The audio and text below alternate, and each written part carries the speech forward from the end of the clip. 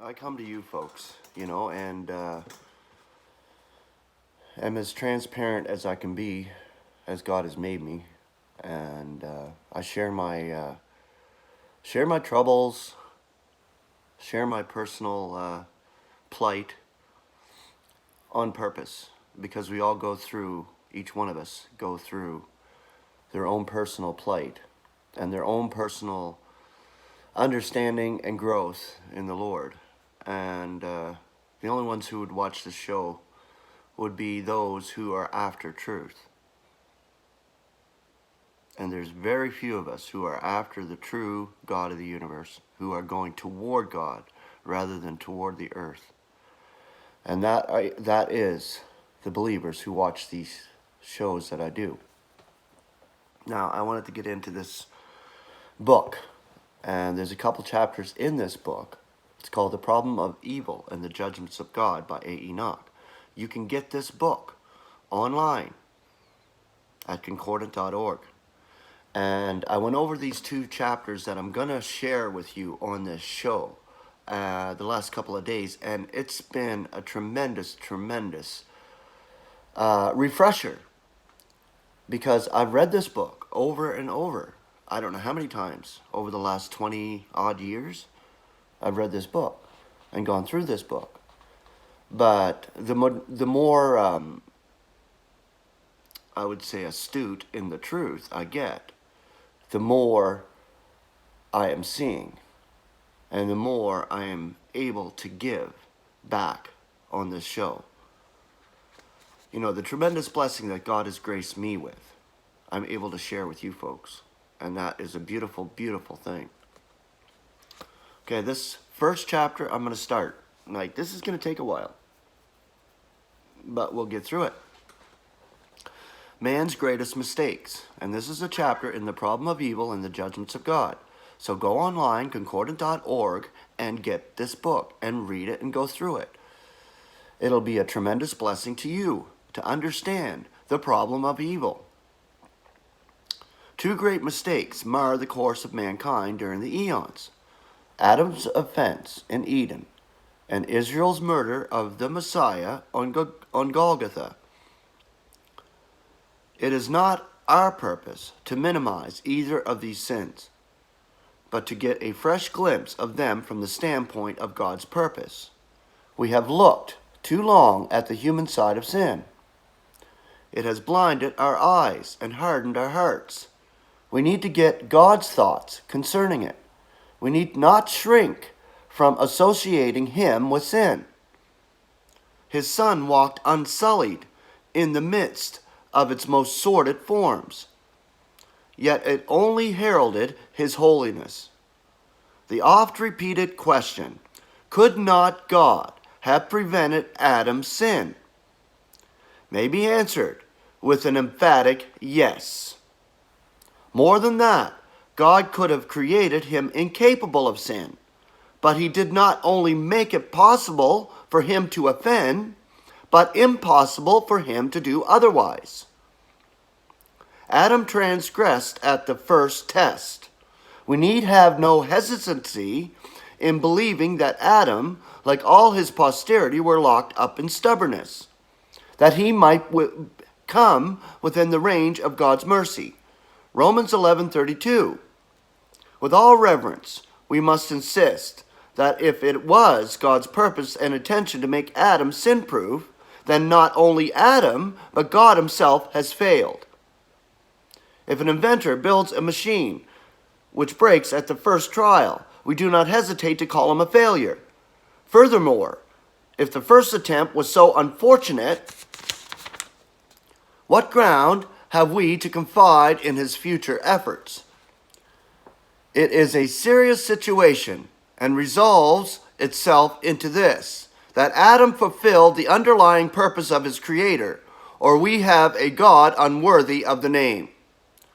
That God could have made a man able to stand not merely the mild temptation of the garden, but the severe strain of sin, is convincingly exemplified in the case of Christ.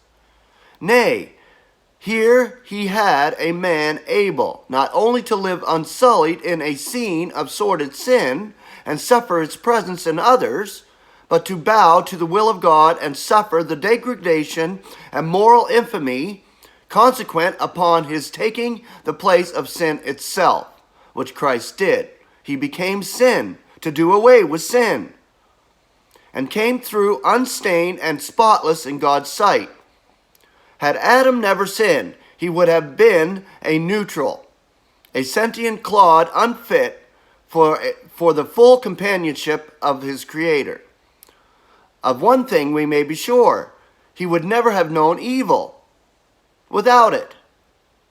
And we may be equally sure that he never would have known good. He would not curse God for sin, neither would he be thankful for his beneficence, nor adore him for his grace.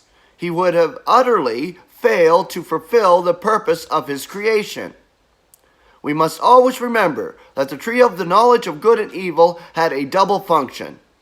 Not one forgets that it brought the knowledge of evil, but it was primarily the tree of the knowledge of good. Adam had no appreciation of the good by which he was surrounded. Having known nothing else, it was not good to him. He received it as a matter of course, without a thankful thought. Adam could have lived on indefinitely in such an unappreciated paradise, but only with untold loss to himself and to his Creator. All that he saw was God's hand. His heart was veiled. Some means must be found to rouse Adam's affectionate response to the divine yearnings. He must learn to appreciate good. How shall this be done? It is a notable fact and full of significance that the tree of which Adam ate was no afterthought with God. Adam's ignorance of good did not lead to its planting. It was already grown and bearing fruit. Moreover, it was not hidden in some distant corner in an imperceptible thicket, unapproachable and forbidding. It was in the very midst of the garden, accessible and desirable in every way. If it was simply a question of keeping Adam from eating its fruit, it could easily have been removed. Far simpler yet, it need never have been planted. God alone was responsible for all the accessories in Adam's transgression. But it is of a still greater significance that it combined in itself two inseparable functions. Perhaps we would have preferred one tree to teach the knowledge of good and another to initiate into the knowledge of evil. But this is impossible in the very nature of things. We may strive to conceive of light apart from darkness, but it proves impossible. Light may drive out all darkness, yet its realization depends on its opposite. So good cannot be known by human beings apart from evil. Okay, I'm going to stop right there. That is good stuff. That's mature truth right there. Super if you good can stuff, recognize it. baby. Super good stuff. It is super good stuff. My wife just told me that. It is very good stuff. And I'm giving it to you today. So I'm going to stop there today. This is a big article and I want to continue with it. But I want you to absorb that and understand it. That God uses evil for a purpose to produce good. There must be a backdrop of darkness and evil. How else could we appreciate anything that we go through? That is evil. It produces good, and the sequel does come. It's the faith in God and faith in understanding that God is using this trial or affliction or suffering for a purpose. And it resolves all questioning toward God, because we do not need to question God in his operation in his universe. And that is my deal today. I love you all. It is Monday. Happy Monday. Grace and peace.